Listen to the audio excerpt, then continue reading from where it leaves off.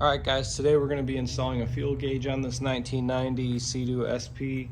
This, I believe, will work for the 88 models all the way up to 90. Pretty much anyone that doesn't have its own gas gauge already.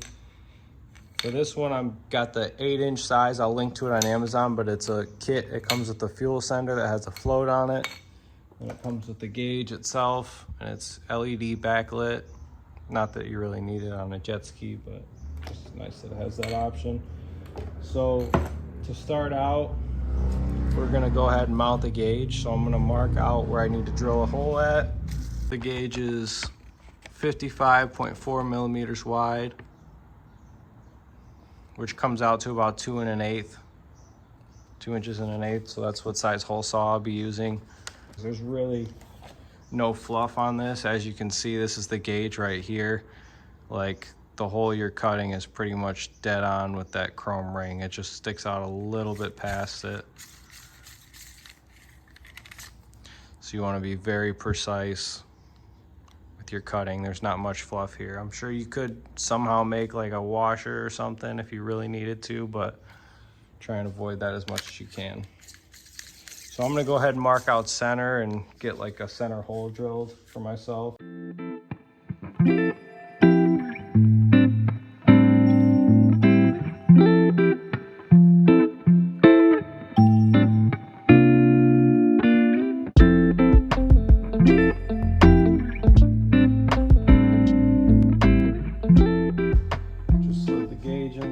Just got this backing nut, but everything fits.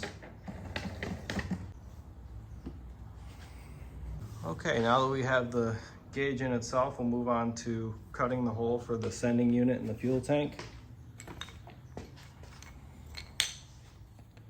For this particular one, I believe the cut size, and you have a little bit more play on here because you just need to be able to cut it big enough to slide that float through. That's the thickest part of it, but not go past where these screw holes are. So I kind of did the measurements. They're in millimeters, but I converted it over and got to about 1.5 inches on that. So I'm gonna go ahead and drill a hole in the fuel tank, but what I'm gonna do is I'm gonna drill about halfway through. I'm not gonna go all the way through. I'm gonna stop because it's full of gas and I don't wanna put all the shavings of plastic in there. And then I'm gonna cut the rest with a razor blade. Also, guys, I forgot to mention, just be careful wherever you drill your hole at. Make sure you check what's behind it. As you can see, there's like little dots right here. These are rivets. On the back side here, there's a steel plate. You can see right there. And then the gauge is just to the side of it there. So just make sure you look what's behind it. Make sure if you're steering, it's not gonna bump into anything before you drill your hole.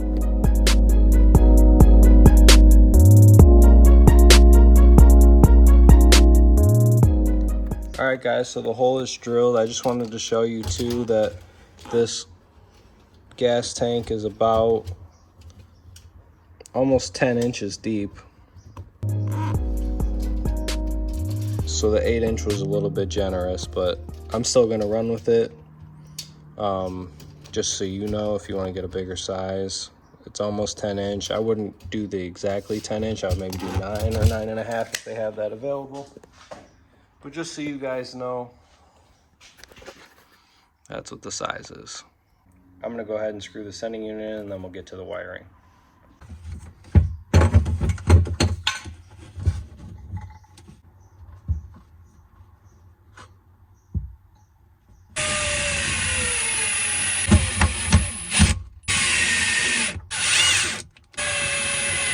Okay, so for the wiring, this is the diagram it shows.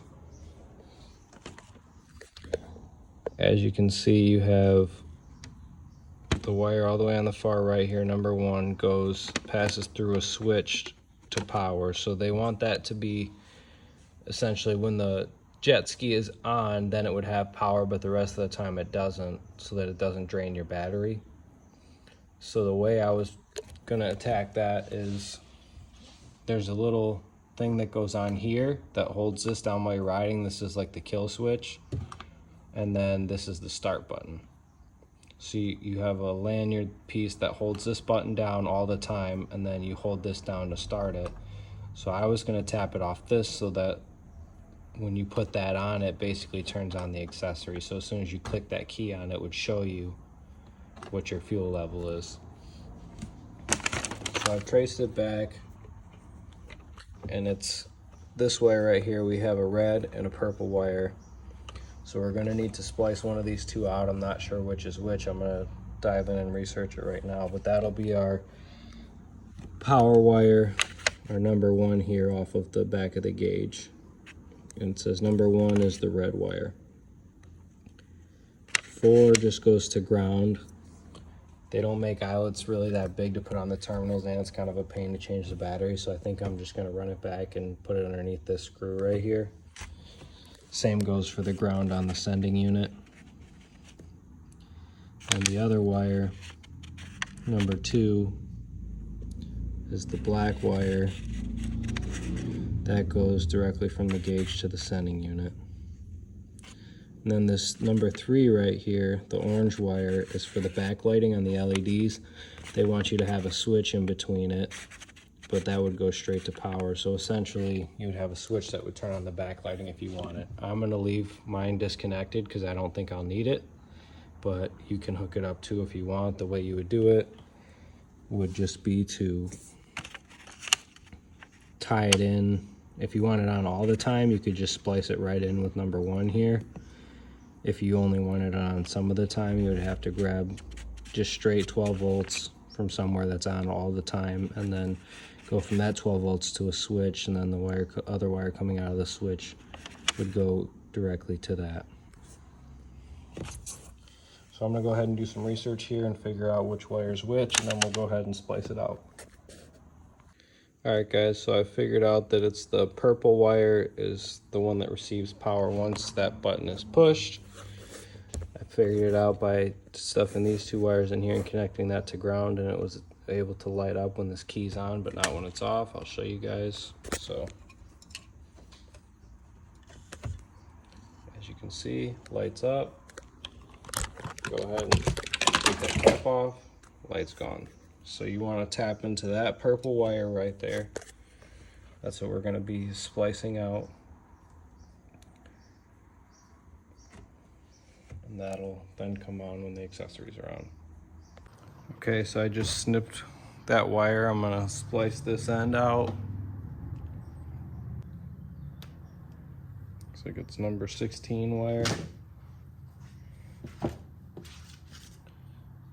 going to go ahead and cut some of this wire to length. Okay, the first wire we're gonna splice in is the blue wire, which is gonna be the ground. So I'm gonna put an eyelet on the end of here.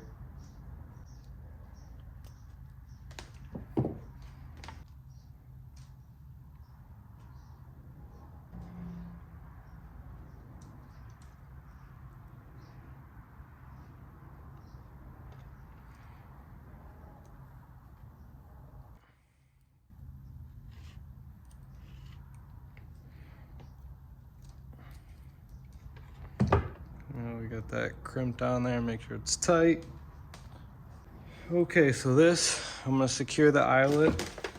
One of those screws right there, that's the ground, and then it's from there gonna go ahead and we're gonna splice it into the blue on the sending unit and the blue wire off the gauge.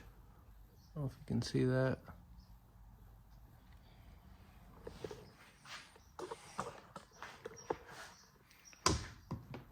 I'm gonna go ahead and put it under the screw first to hold it in place, and then I'll cut it to length on the other side.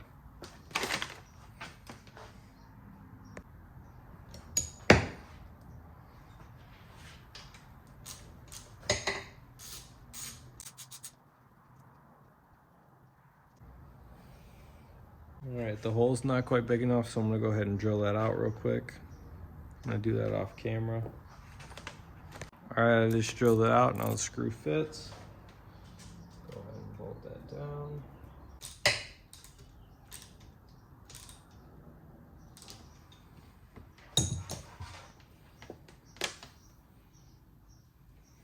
Go ahead and feed this up through here. Now we're gonna go ahead and splice this blue wire and the blue wire from the sending unit. And this one we just hooked up to ground. all together. All right, now that we got the blue wires hooked up, we're gonna go ahead and heat shrink those. Now we're gonna go ahead and hook up the signal wire, which is this black one, to the red one coming off the sending unit.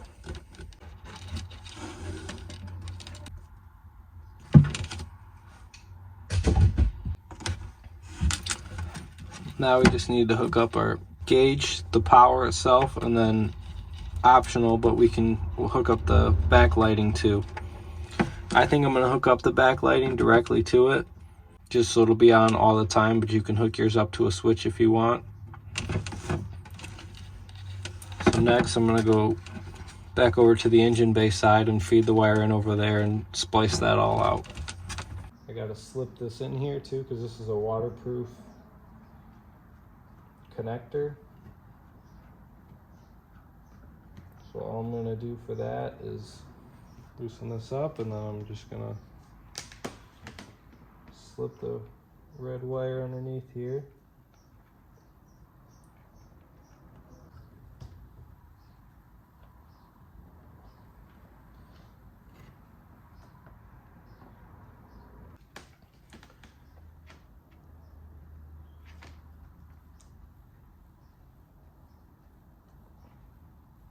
Yeah, just barely got it through there.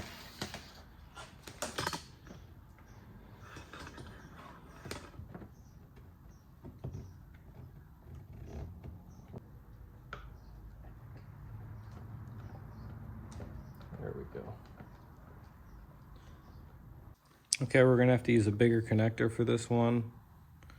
So we're gonna go ahead and use these yellow ones, which are, I believe, 10 to 12 wire. So we'll be able to stuff 2 wires in there. So I'm only gonna have 1 wire on the one side, so I'm just gonna use this blue as like filler essentially. So we're gonna go ahead and put these 2 in there.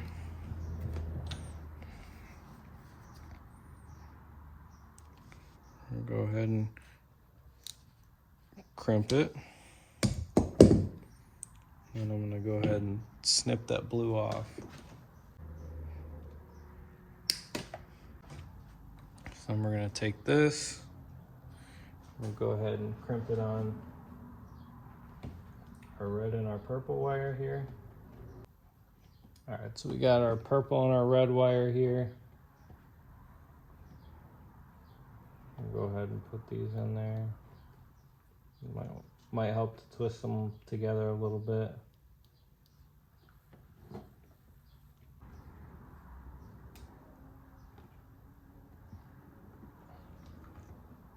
Make sure you get good crimp on there and pull the ends. Make sure they're not loose after every time. And you want to go ahead and heat shrink them. Okay, now that we got those 2 spliced in, we're going to go ahead and connect these back up. And then we're going to run this guy up to the front.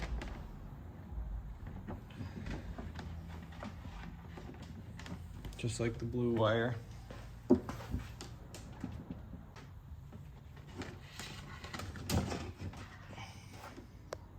Okay, now we're going to go ahead and splice in the red and the orange wire.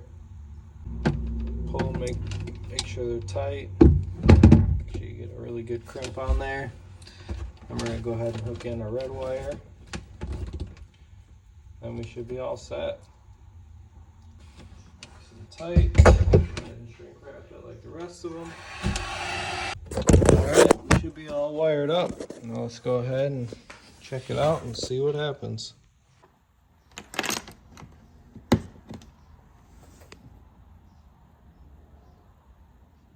Looks like it's working. All right, guys, I took the sending unit out just to show you that it works. We move it down a little bit. You can see the gauge move down.